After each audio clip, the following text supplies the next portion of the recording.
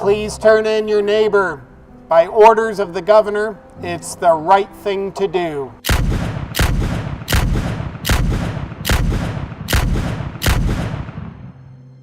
Hey there, sports fans. If you like authoritarianism, tyrannical laws, and you were a fan of what the Nazis were doing, then you'll love a new law that's being proposed in New York.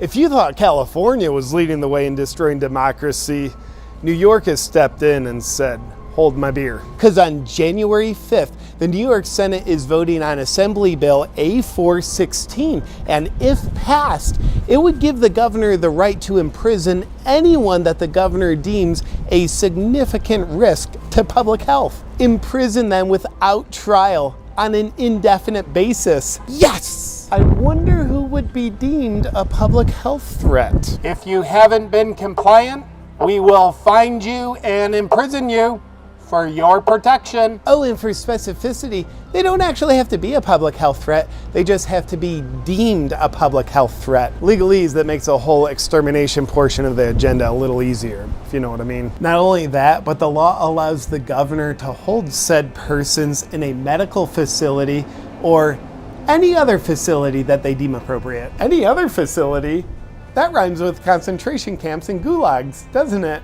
Last but not least, the New York bill will require any individual who's been exposed to or contracted a contagious disease, which is everyone, to complete an appropriate medical treatment, preventative medication, or vaccination against their will. Now, we've all read Anne Frank's diary, and as her and the rest of the second-class citizen Jews are hiding from the Nazis who are hunting them down to detain them, haven't you thought, I hope they find her? Well, now New York lawmakers are wanting to be on the same side of history as the people who were trying to hunt down and kill this innocent little girl. Oh, and spoiler alert, they ended up getting her, which makes me optimistic about what New York will be able to get done. You're hiding one in there, aren't you? A law that gives the government the right to detain anyone and forcibly vaccinate them?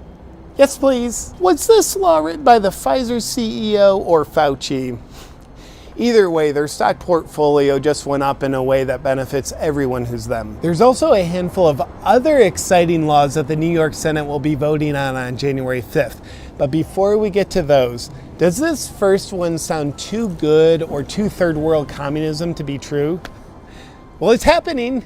Let's break it down. Number one, it allows the governor to detain anyone who they deem to be a public health threat, completely taking away their freedom and liberty. No warrants, no judge, no jury, or actual threat to public health necessary. Just the governor saying there's a threat to public health. These people will infect you and your family. They're very dirty. So the governor would be favoring absolute obedience to their authority as opposed to individual freedom. They'd be exercising complete control over the will of others. Now, if that seems similar to the definition of an authoritarian, it's not. It's the exact same definition. But it's different than that because it's the same. Mr. Miyagi. Yeah! Number two, the bill would require any individual who's been exposed to or contracted a contagious disease to complete an appropriate course of treatment, preventative medication, or vaccination. This part violates that pesky Nuremberg Code, which states the voluntary consent of the human subject is absolutely essential. But that's okay, because the Nuremberg Code was just the result of the Nazi trials in order to prevent the atrocities that the Nazis committed from ever happening again. And I think New York here is just looking to prevent the prevention, which to me sounds like preventative medicine. But let's just remember this. All those evil authoritarians throughout history doing the same thing as New York, they were just enacting senseless evil.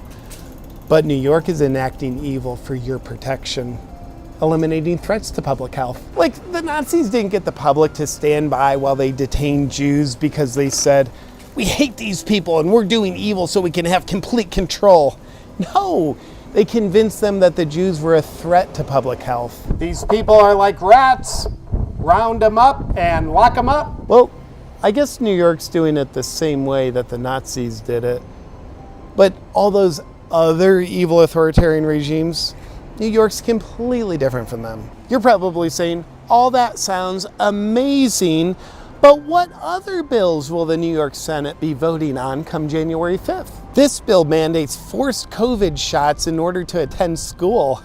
Coercion? I can't remember if the Nuremberg Code forbids coercion or mandates it. This bill forces all adult records into a state database. Now, it might violate HIPAA laws, but how else are we going to know who the governor should detain and imprison without trial unless we have this bill? This bill is forced COVID shots for college, which means it's also masterfully using the Nuremberg Code as toilet paper. This one's forced flu shots to attend school, preschool, and daycare. Stupid Nuremberg Code again. But do you know how profitable it's going to be to mandate more pharmaceutical products to protect a young population that has the lowest amount of risk? You might say it's mandating more shots, but I say it's mandating more profits. So quit being such a pessimist. By orders from our governor, you are under arrest. Come out with your dirty, infected hands up. This bill eliminates religious exemptions for work in college, as it should be, because under communism rule, any religious right interferes with your ability to be ruled over. So it's nothing personal, so don't even worry about it. This bill eliminates the parent's right to consent once a child reaches the age of 14. Your child belongs to the state now. I think we can all agree that parents shouldn't have a say in how their children are raised or what's injected into their bodies. This bill eliminates the parent's right to consent for STD shots for children of any age. This is not only profitable, but also makes us curious why the authoritarian left is so intent on viewing children as sexual objects. And New York Assembly member Patrick Burke also has an exciting upcoming bill that would eliminate unvaccinated people's access to health insurance. If their immune systems have them healthy the way they're not supposed to be, then they don't deserve health care or food. If you tell us where they are, the governor will look very favorably upon you and your family. Wow, these are all exciting changes coming down the pipeline in New York, if you let them. I wonder if these same lawmakers will tear down the Statue of Liberty, because it inconveniently stands for the opposite of what they're doing. Maybe they'll replace it with a statue of tyranny. There's one over there, get him!